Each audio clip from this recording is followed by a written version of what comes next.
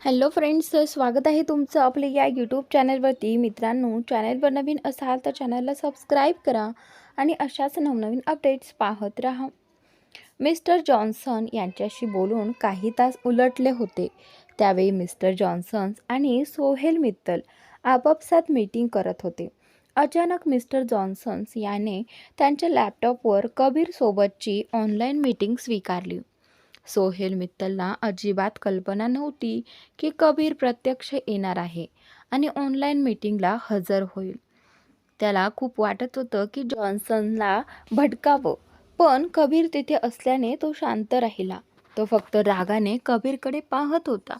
सोहेलच्या चेहऱ्यावरचा राग पाहून कबीरच्या चेहऱ्यावर आलेली खट्याळ स्मितरेषा हे दाखवत होती की जणू त्याने एखादी मोठी बाजी जिंकली आहे. मुळात जॉन्सन संपूर्ण कॉन्ट्रॅक्ट सोहेल मित्तललाच देणार होते, पण कबीर खन्ना आणि त्याच्या कंपनीची उंची पाहताच ते दोघांकडे पाहून स्मित करत म्हणाले, मी तुम्हा दोघांना दिलेल्या कॉन्ट्रॅक्टवर तुम्ही काम केलं आहे हे खरं आहे, पण खेदाची बाब म्हणजे तुम्हा दोघांनी एकत्र राहून काम करायला हवे होते. तुमच्या कंपन्या मोठ्या आहेत आणि अशा वेळी तुम्ही कुठलीही निष्काळजीपणा परवडणार नाही. इतका मोठा कॉन्ट्रॅक्ट आहे, त्यासाठी तुम्हा दोघांनी बसून एकत्र काम करणे आवश्यक होतं. पण तुम्ही शत्रुत्व निभावत वेगळं राहणं पसंत केलं. मी शेवटच्या वेळेस सांगतोय, या प्रोजेक्टवर पुन्हा काम करायचं असेल तर तुम्हाला एकत्र राहावं लागेल, नाहीतर मी यापुढे तोटा सहन करणार नाही. आशा आहे माझं म्हणणं तुम्हा दोघांना समजलं असेल. जॉन्सन यांच्या बोलण्यावर कबीर त्यांच्याकडे पाहून म्हणाला, मिस्टर जॉन्सन, मी तर सोहेल मित्तलसोबत काम करायला तयार आहे, पण कदाचित त्यांना माझ्यासोबत काम करायचं नसेल, म्हणूनच ते माझ्या कंपनीत आले नाहीत. तुम्हाला हवं असेल तर सोहेलला कॉन्ट्रॅक्ट देऊ नका. संपूर्ण कॉन्ट्रॅक्ट मला द्या. मी ते उत्तम रीतीने पूर्ण करून दाखवीन. हे ऐकून जॉन्सन स्मित हास्य करत राहिले. तेव्हा सोहेल दात चावून म्हणाला, ओ खरंच? तू मला कधी बोलावलंच नाहीस आणि आता म्हणतोयस की मला तुझ्या कंपनीत यायला हवं होतं? तुझ्या मनात खरंच असतं तर तू तू पण माझ्या कंपनीत आला असतास. तू आलास का? सोहेलचे शब्द ऐकून कबीर शांतपणे म्हणाला, कुठेही येण्यासाठी निमंत्रण दिलं जातं, जे तू दिलं नाहीस. पण जुनी गोष्ट काढून काही उपयोग नाही. आपलं वैर असणारच, पण कामाच्या आड ते आणायचं नाही. मात्र लक्षात ठेव, जर तू कामापासून हटून काही वेगळं करण्याचा प्रयत्न केलास तर माझ्या इतकं वाईट कोणीच नसेल.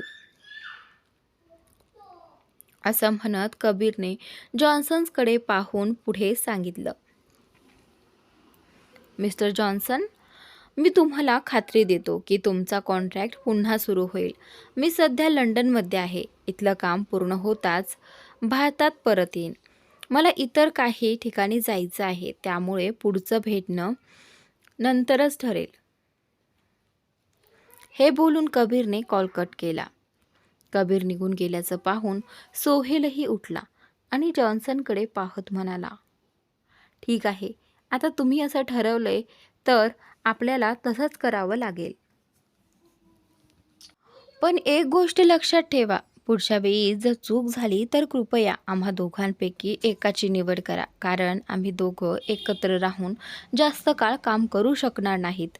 असं म्हणून सोहेलने जॉन्सनशी हस्तांदोलन केलं आणि आपल्या असिस्टंटसोबत तिथून निघून गेला. फ्लॅशबॅक समाप्त. कबीर शांत झालेला पाहून असिस्टंटने खोल श्वास घेत म्हणाला, हो सर, आपण अगदी बरोबर केलं. शिवाय सोहेल मित्तललाही हे समजलं पाहिजे की आपण गप्प बसणारे माणूस नाही. त्याला वाटलं होतं की कदाचित आपण आता कमकुवत झालात. असिस्टंटच्या बोलण्यावर कबीरने दीर्घ श्वास घेत उत्तर दिलं, कमकुवत तो पडणार आहे जेव्हा त्याला कळेल की जिच्या मागे तो लागला आहे ती कुणी दुसरी नसून माझी पत्नी आहे. तेव्हा त्याचा चेहरा पाहण्यासारखा होईल. कबीरच्या बोलण्यावर असिस्टंट हलकंसं हसत म्हणाला, म्हणजे आता आपण सोहेल मित्तलला सांगणार आहात की इशिता मॅडम तुमची पत्नी आहे? कारण काही दिवसांपूर्वी आपणच म्हटलं होतं की सध्या कुणालाही काही सांगायचं नाही.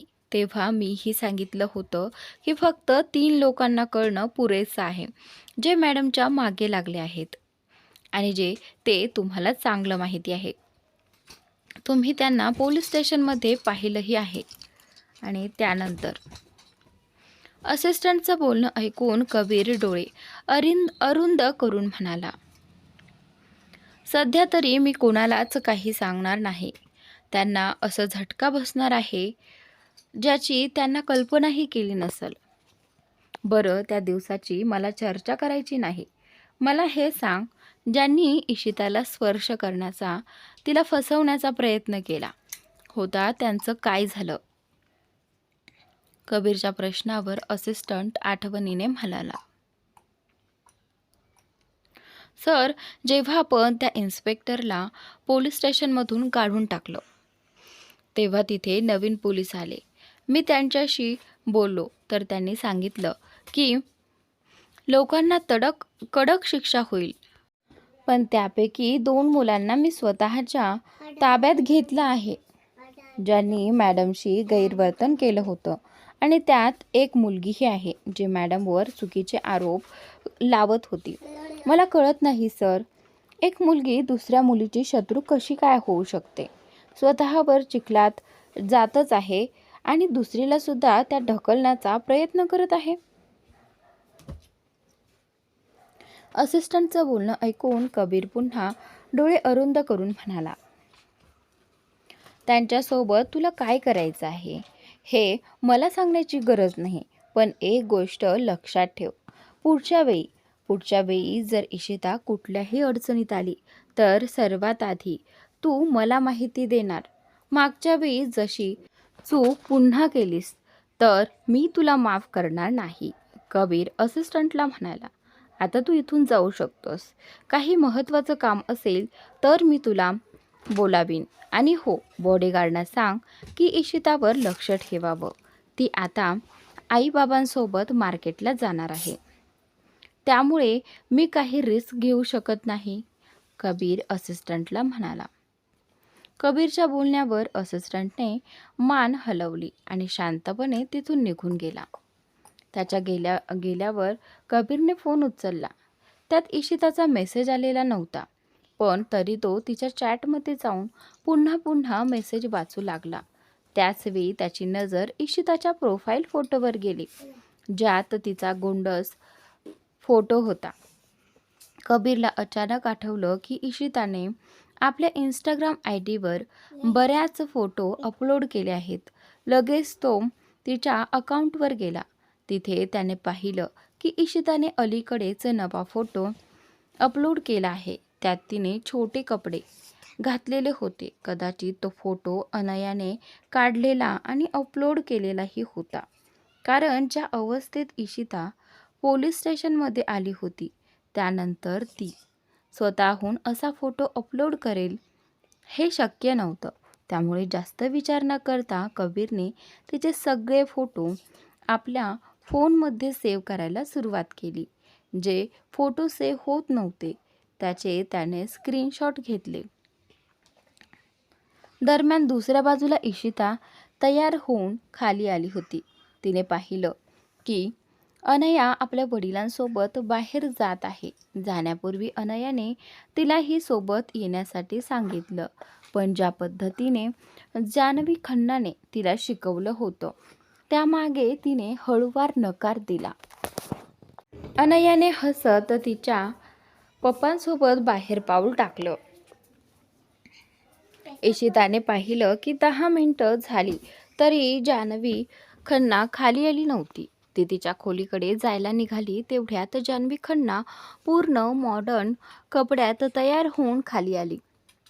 तिने पाहिलं की इशिताने साधा सलवार सूट घातला आहे.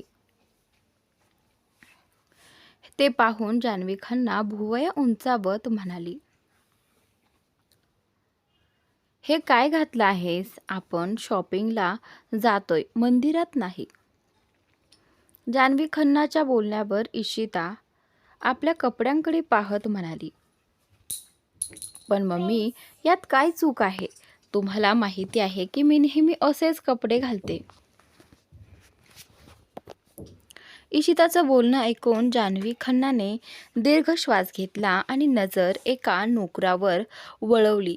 त्याला तिने नजरेनेच काहीसं सूचित केलं. जान्हवी खन्नाने आपल्या नोकराजवळ बोलावलं. नोकर तात्काळ तिच्या जवळ आला. त्याचवेळी तिनं त्याला काही सांगितलं आणि तो लगेच तिथून निघून गेला. इशिता अजूनही जान्हवी खन्नाकडे पाहत होती. काही क्षणातच तो नोकर हातात एक बॅग घेऊन आला. जान्हवी खन्नानं बॅग त्याच्याकडून घेतली आणि त्याला जाण्याचा इशारा केला. मग ती बॅग इशिताकडे देत म्हणाली, हे घे कपडे. हेच कपडे घालून तू इथे ये. जान्हवी पुढे म्हणाली, इशिता, मला माहिती आहे की तू असे कपडे नेहमी घालत नाहीस, पण काल मी तुला अनन्या बरोबर पार्टीला जाताना पाहिलं होतं. त्यावेळी तू घातलेले कपडे खूपच सुंदर दिसत होते. मला हवं आहे की माझी सून म्हणजे माझी प्रिय मुलगी माझ्यासारखी राहावी. मला बघ, मी 3 मुलांची आई आहे, पण तरीही मी छोटे छोटे कपडे घालते आणि मला बघून कोणालाही वाटणार नाही की मी 3 मुलांची आई आहे. जान्हवीच्या या बोलण्यावर इशिता हसत म्हणाली, हो मॉम, तुम्ही अगदी खरं बोललात. खरं सांगायचं तर मी तुम्हाला अशा कपड्यांमध्ये पहिल्यांदाच पाहिले. मी सुद्धा आश्चर्यचकित झाले. पण खरं सांगायचं तर तुम्ही यात खूपच सुंदर दिसत आहात. फक्त मला एकच कळत नाही, मी हे कसे घालू? हे ऐकताच जान्हवीनं ओठ वाकडं करत म्हटलं, अगं, आता तू प्रश्न विचारू नकोस. जा, हे कपडे घालून ये. जर नाही आलीस तर मी समजेन की तुला माझं म्हणणं मान्य नाही आणि मग मी तुझ्याशी कधीच बोलणार नाही. जान्हवी नाराज झालेली पाहून इशिता लगेच म्हणाली, ठीक आहे मम्मी, तुम्ही इथेच थांबा. मी लगेच कपडे बदलून येते.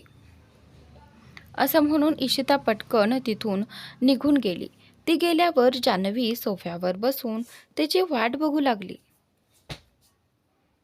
थोड्याच वेळात इशिता तयार होऊन खाली आली, पण ती कपडे घालून इतकी अस्वस्थ वाटत होती की जान्हवीला हसू आवरलं नाही. इशिता वारंवार आपले कपडे नीट करण्याचा प्रयत्न करत होती, कारण ते कपडे इतके अनकम्फर्टेबल होते की जर जान्हवीनं एकदाच बदलायला सांगितलं असतं तर ती लगेच ते बदलायला तयार झाली असती. तिनं पांढऱ्या रंगाचा एक छोटासा फ्रॉक घातला होता. तो बॅकलेस होता आणि त्याच्या बाह्याही खूप छोट्या होत्या.